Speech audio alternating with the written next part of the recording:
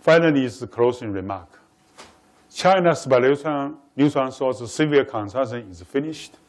Utility installation goes well.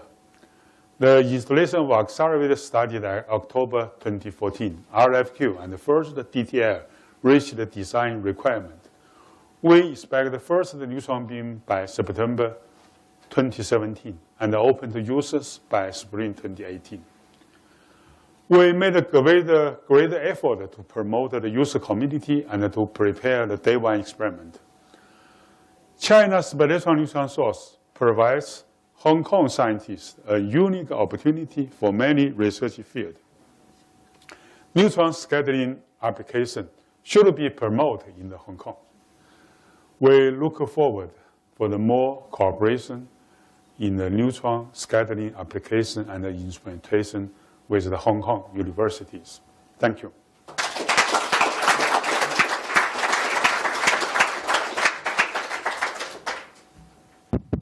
Thank you, Professor Chen, for a really fascinating talk, covering not only the major investments in Canton area, but also zeroing on what these particular facilities would do for the Hong Kong community. Now I'd like to open up the floor for questions for Professor Chen.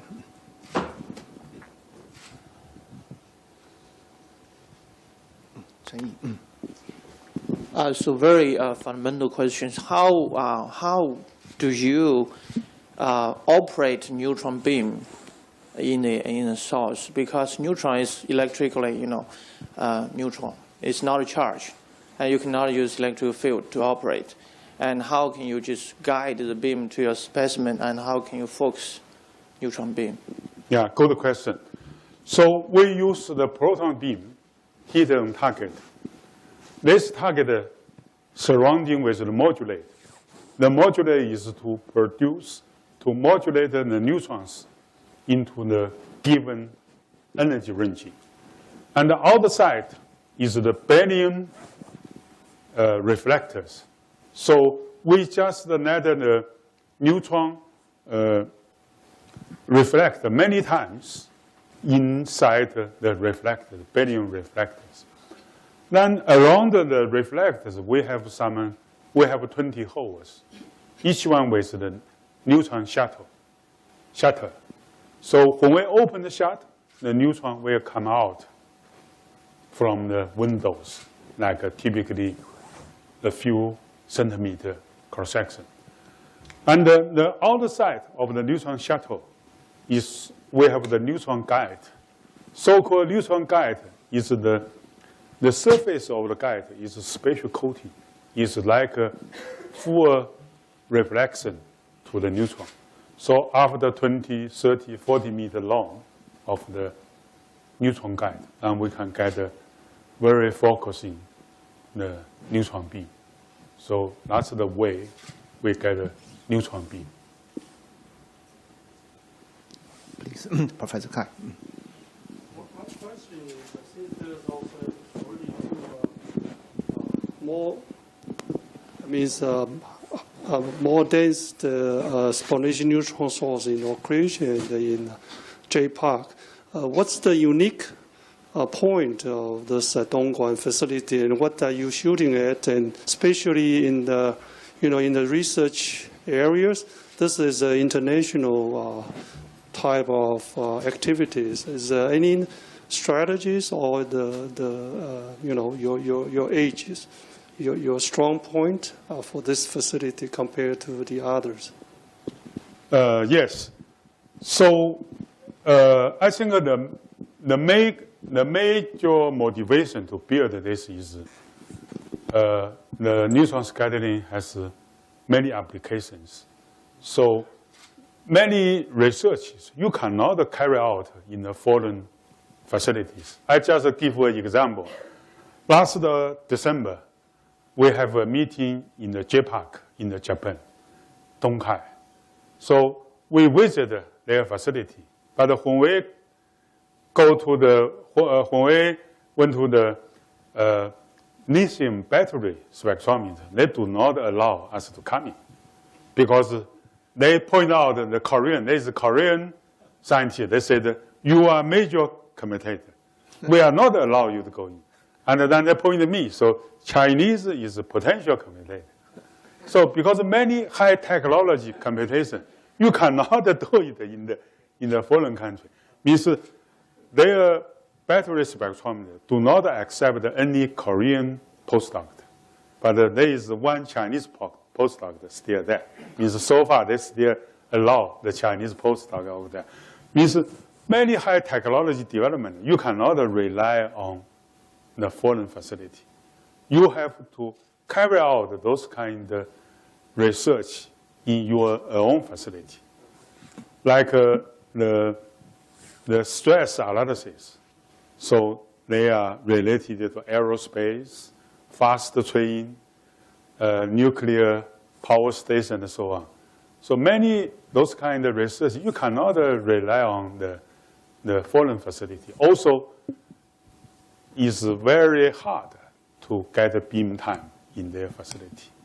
So that's why we have to build our own facility.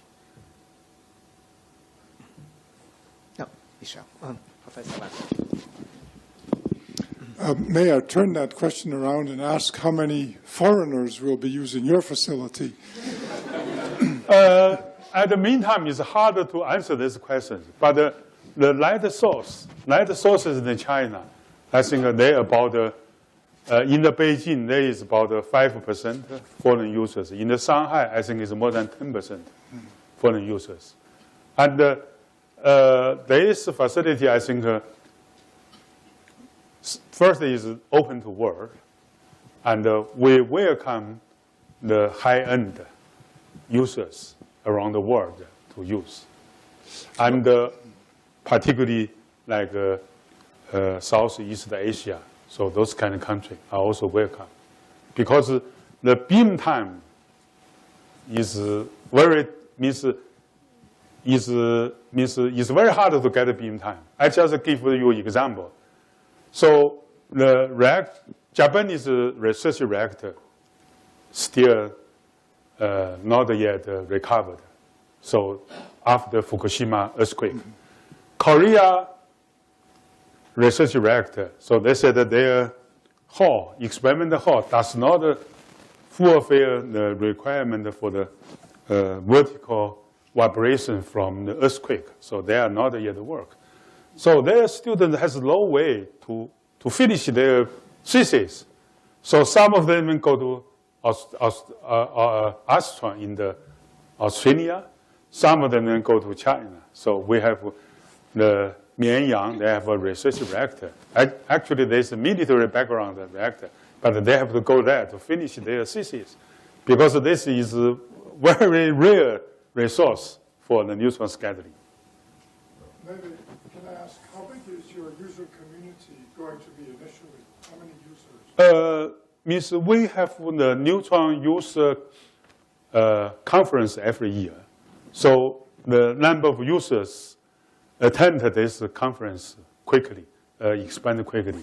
Now I think it's about, we estimate it's about 300 to 400 users overall in China.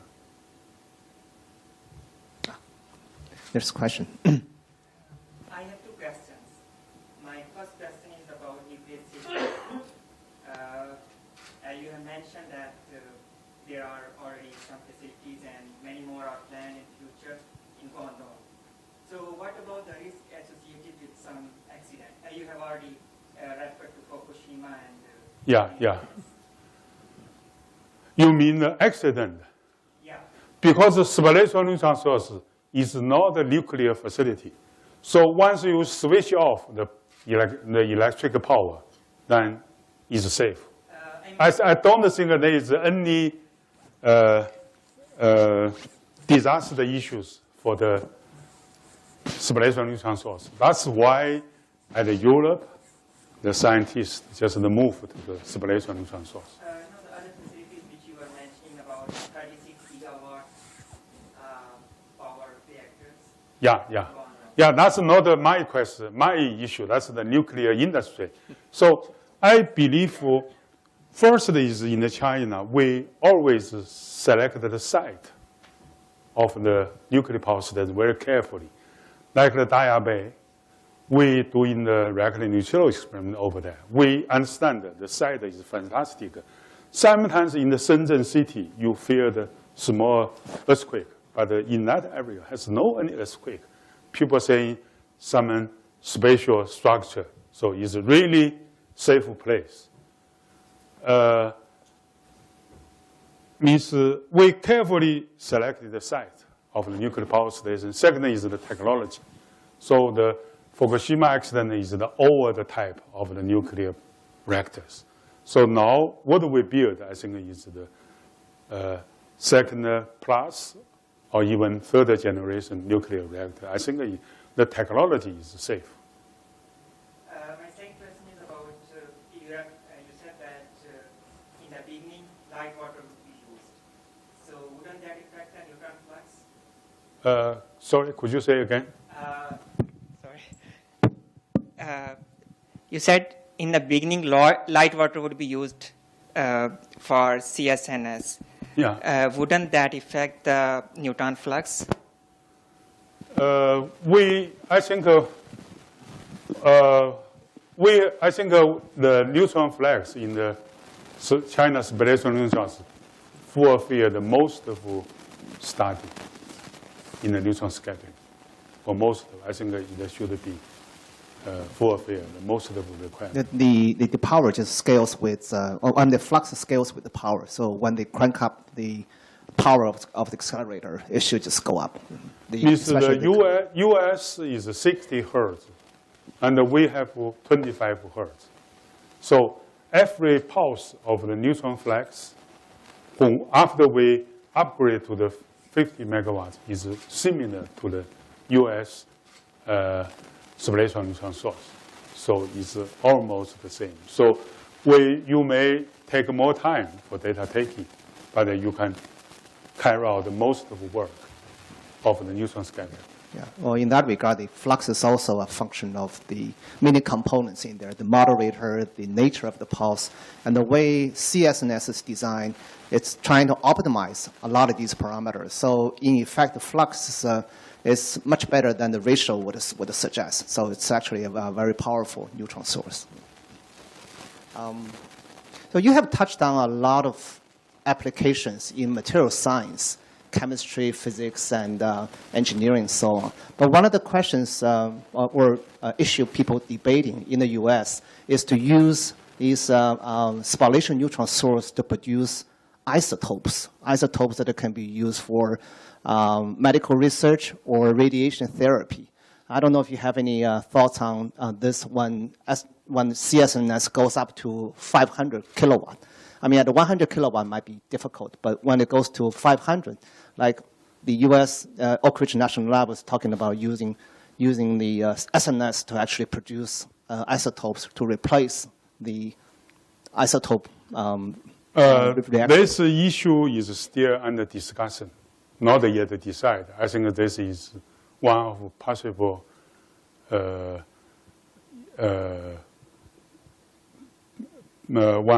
issue for the future development. But at the meantime, we still concentrate on the neutron scattering, try to get good results from the day one experiment. I can comment. Okay. Because when you produce an isotope or you irradiate, for example, radiation damage, you need a total number of neutrons. But spallation is strong because it's a pulse. So you have very high density, but your time is very small. So total neutron is actually low. Yeah, that's normally go to reactors. Yeah, high reactors. I understand it, but this is actually an issue people they're actively discussing now at Oak Ridge, because when the power reaches about 1 megawatt level, the time average flux becomes comparable, not quite the same, but it becomes comparable to a nuclear reactor. Yeah, but that's why I was asking. Any last minute question? So it's very inspiring to see the construction of the China spallation neutron source near Hong Kong. So my question is, as a potential user, so we care about the chance to get a beam time. So could you give some suggestions for the strategy to get a beam time? I think first is we open to all of users, domestic, including the Hong Kong, also international. I think the chance to get the beam time, I think is two issues. First is you have a very good proposal. Then the review committee, every spectrometer will have their own user committee. Not decided by us, but decided by experts from the user committee. So they will make a decision which project will receive beam time. Second is if Hong Kong universities could work together to build a spectrometer, then you will have a much bigger chance to fulfill your beam time requirement. About the first issue, I think certainly you have to start the preparation now to training the young people in the foreign facility and to build up your teams. I think that's very important. Okay, so I'd like to close the talk. May I express my sincere thanks to Professor Chen for this wonderful talk. At this point, I'd like to invite Professor Wei Kuo, the president of the university, to present a souvenir to Professor Chen. Thank you. Thank you. Thank you. Thank you very much.